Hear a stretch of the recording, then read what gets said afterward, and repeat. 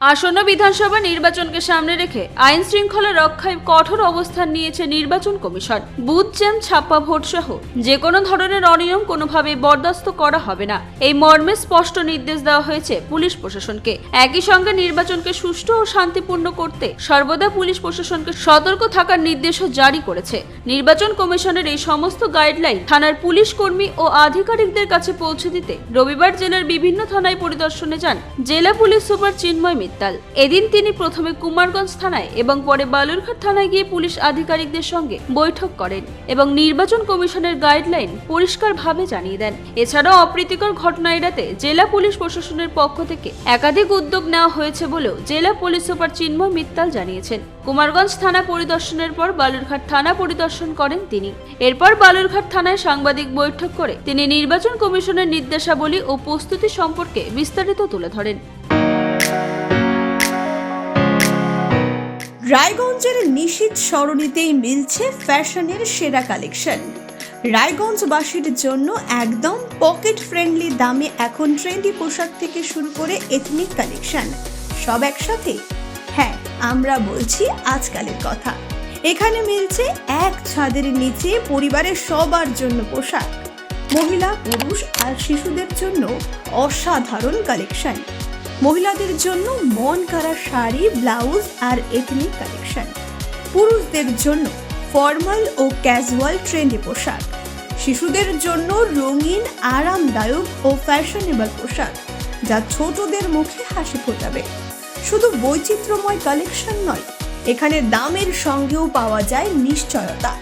সাশ্রয়ী দামে গুণমানে সেরা পোশাক পাওয়ার জন্যই আজকাল রায়গঞ্জের মানুষের আস্থার জায়গা দখল করেছে। ঠিকানা নিশীথ সরণি রোড, মোহনবাতি সংলগ্ন, রায়গঞ্জ, উত্তর দিনাজপুর। তাই আর দেরি কেন? আপনার এবং আপনার পরিবারের ফ্যাশনের সেরা গন্তব্যে একবার ঘুরে আসুন। আজকাল আপনার ফ্যাশন, আপনার ঠিকানা। তো আজকে আমি এখানে থানাতে আমাদের ইলেকশনস আছে ওর ব্রিফিং জন্য এসেছি। তো এবার ইলেকশন কমিশন অফ ইন্ডিয়া 6টা গাইডলাইন্স হিসাবে ইলেকশন করাতে চাইছে। ওদের 6টা অবজেক্টিভস রয়েছে। সেটা আছে এবার একদম ভায়োলেন্স ফ্রি ইলেকশন হবে। কেউ কাউকে ইনডিউসমেন্ট ইয়া ইন্টিমিডেট মানে ভয় দেখাতে পারবে না, কোনো প্রভাব দিতে পারবে না। তার সাথে সাথে কোনো ছাপ্পা হবে না, কোনো বুথ জ্যামিং হবে না, কোনো সোর্স জ্যামিং হবে না। এই সব গাইডলাইন্স মানে অবজেক্টিভস ইলেকশন কমিশন অফ ইন্ডিয়ায় রয়েছে। ওই হিসাবে আমরা প্রস্তুতি নিচ্ছি আর আমরা আশা করছি এইভাবেই আমরা ইলেকশন এবার করাবো। ওর জন্য সবাই আমার ইলেকশন মেশিনারি রেডি আছে।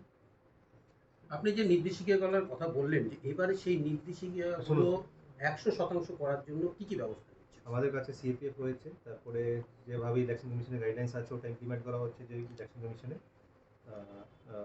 মানে ধরো ইনস্ট্রাকশনস আছে ওটা ডাউন দ্য লাইন আমরা কমিউনিকেট করছি। আধাসামরিক বাহিনী আমার ওটা সমস্ত বুথ যে এরিয়া আছে সমস্ত বুথগুলো কভার হয়ে গেছে অলরেডি। সেটা কন্টিনিউসলি চলছে, কনফিডেন্স বিল্ডিং মেজার্স চলছে। ঠিক আছে, আরো কি আসবে? আসবে ওটা এখন আমরা পাইনি, কবে আসবে ওদের টাইমলাইন হিসাবে আমরা রুট মার্ক বা অবজারভার কি এসেছে? হ্যাঁ, আমাদের কাছে এখানে জেলাতে সব মিলে 10টা অবজারভার আছে। 6টা জেনারেল অবজারভার, 2টো পুলিশ অবজারভার, 2টো এক্সপেন্ডিচার অবজারভার। ওদের কনস্টিটুয়েন্সি ওয়াইজ এরিয়া ভাগ করা আছে, ওরা নিজে হিসাবে।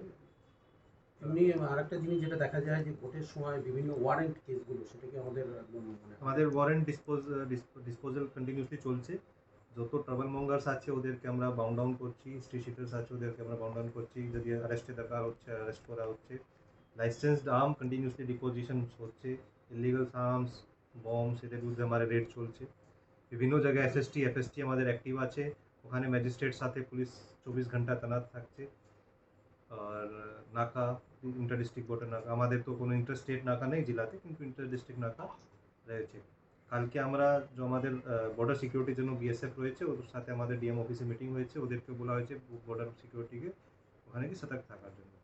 এবারে নির্বাচন একদম মানে ভয় শূন্য হবে, মানুষ যেন ভোট দিতে পারে, সেই জন্য কি বার্তা দিবেন মানুষের কাছে? মানে এটাই আমাদের প্রস্তুতি আছে কি এবার একদম ফ্রি ফেয়ার ইলেকশন আমরা। এখনো পর্যন্ত কোনো বেআইনি অস্ত্র উদ্ধার হয়েছে? আমাদের ইলেকশন থেকে মানে লাস্ট 1 মাসে 3টা অস্ত্র এরকম অস্ত্র উদ্ধার হচ্ছে। Okay sir. বালুরঘাট থেকে মান্ডি সিং এর রিপোর্ট, কুলিক নিউজ।